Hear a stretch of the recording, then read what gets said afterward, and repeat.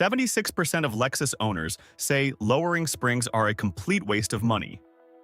Yet millions of enthusiasts swear they're the best bang-for-buck mod you can do.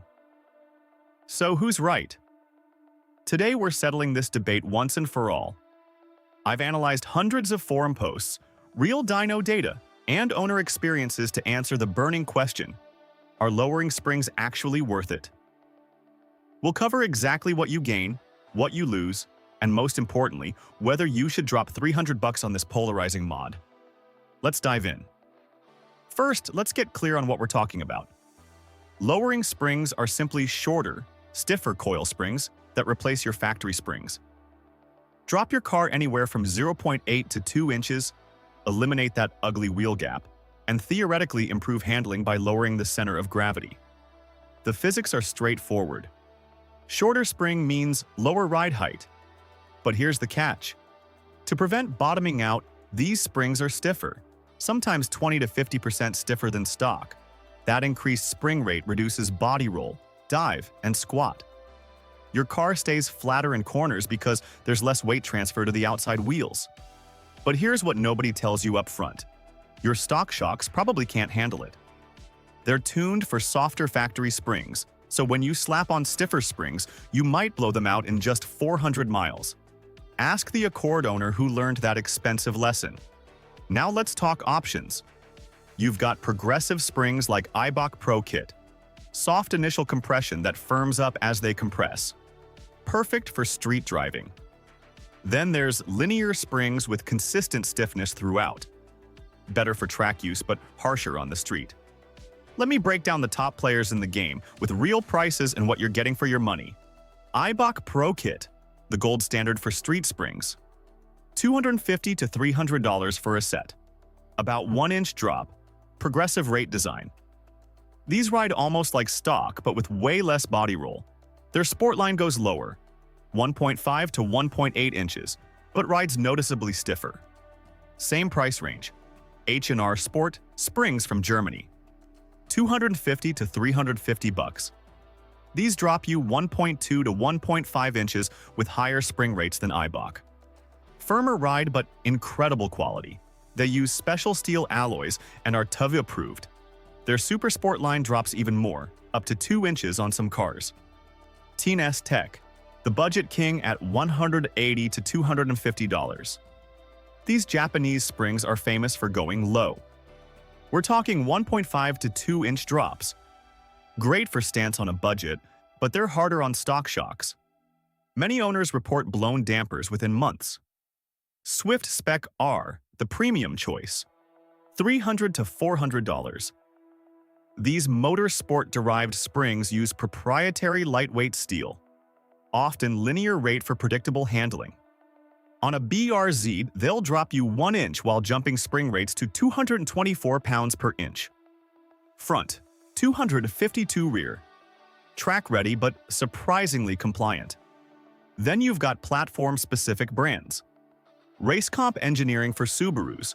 Their yellow springs run $350 to $400, but are perfectly tuned for WRX handling quirks. They stiffen the rear 13% more than front to reduce understeer. Quick warning, anything under $150 new is probably garbage. One analysis found Tanabe springs that actually made the car softer while lowering it. That's a recipe for bottoming out constantly. Stick to proven brands. Installation time. This is a 6 out of 10 difficulty job.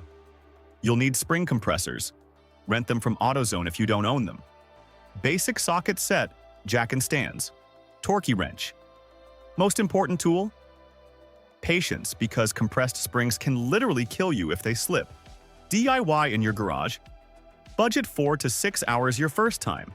Shops charge $200 to $400 in labor and can knock it out in 2 to 3 hours. McPherson struts are easier.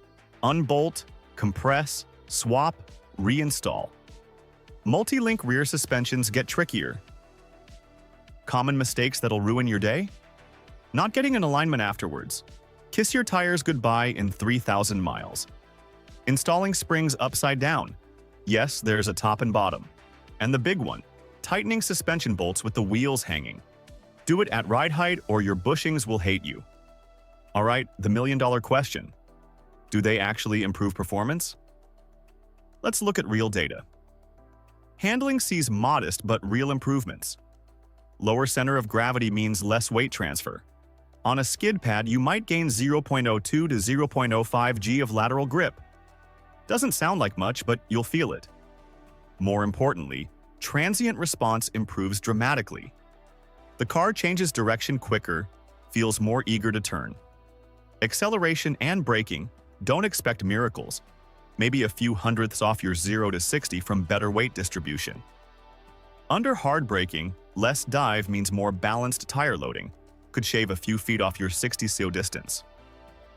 The real benefit is stability. The car stays flatter, more predictable. Here's the thing. The numbers don't tell the whole story. The improved steering response, the way the car takes a set in corners, the reduced float on the highway, these subjective improvements matter more than lap times for street driving. Your car feels sportier, and that counts for a lot. Now, every platform responds differently to lowering. Let me hit the highlights for popular builds. Subaru WRX. These come soft from the factory with rally heritage. Lowering springs transform them. RCE Yellows or Eibach Pro-Kit cut the understeer dramatically. But watch out, stock WRX struts are weak. Many blow them within months on stiff springs. Also drop more than 1.2 inches and you'll stress the CV joints. Miata, already a handling champ, but stock NA and NB sit way too high. Their double wishbone suspension loves being lowered. Drop an inch, eliminate body roll, maintain great geometry. Just don't go crazy. Slam it too low and you'll be riding the bump stops constantly. VW GTI, benefits huge from lowering. Stock has too much wheel gap and understeer. H&R Sports or VWR springs drop at 1 to 1.5 inches, sharpen turn-in dramatically. If you have DCC adaptive dampers, they'll still work, but comfort mode becomes the old sport mode in stiffness. Mustang, especially S550 generation onwards. These heavy cars benefit from reduced body motion. Ford Performance springs drop about 1 inch and really wake up the handling. Just remember, older solid axle Mustangs need a adjustable panhard bar when lowered, or the rear axle shifts sideways. Quick note, if you're pairing lowering springs with new wheels, check out threepiece.us for custom forged options. Nothing completes the lowered look like properly fitted wheels filling those fenders. Let's get real about daily driving. Your ride will be firmer. Quality progressive springs might be just slightly stiffer than stock. But aggressive linear springs? Every pothole becomes an event. Expansion joints you never noticed will announce themselves. Ground clearance becomes a constant consideration. Speed bumps require the angle approach. Steep driveways become your enemy. Add passengers or cargo, and you'll sag even more. Some owners actually swap back to stock for winter.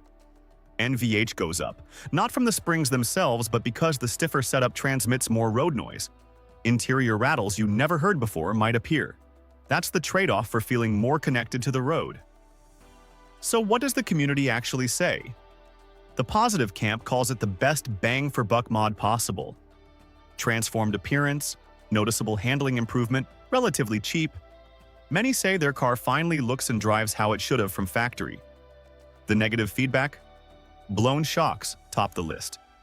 Harsh ride quality, especially with cheap springs or bad roads. Premature tire wear from skipped alignments. Some say they should have saved for coilovers instead of this halfway solution. Remember that Lexus poll where 76% called them a waste? That's the comfort-first luxury crowd talking. Ask WRX or GTI owners, and you'll get the opposite response. It's all about matching the mod to your priorities. So who should actually buy lowering springs? If you're on a budget but want better stance and handling, yes. If you enjoy spirited street driving and can tolerate a firmer ride, absolutely yes. If you're just starting to mod and want immediate visual and handling payoff, perfect first upgrade. Who should skip them? Track rats who need adjustability, save for coilovers. Comfort first drivers who hate firm rides, stay stock. anyone who hasn't done tires first, seriously, tires before springs every time. And if you're leasing or planning to sell soon, probably not worth the hassle. Better alternatives? For pure handling without lowering, sway bars give you flatter cornering without changing ride height. For adjustability, coilovers let you dial in exactly what you want. For stance crowd, air suspension lets you slam it for shows and raise for daily driving. Final verdict time. Are lowering springs worth it?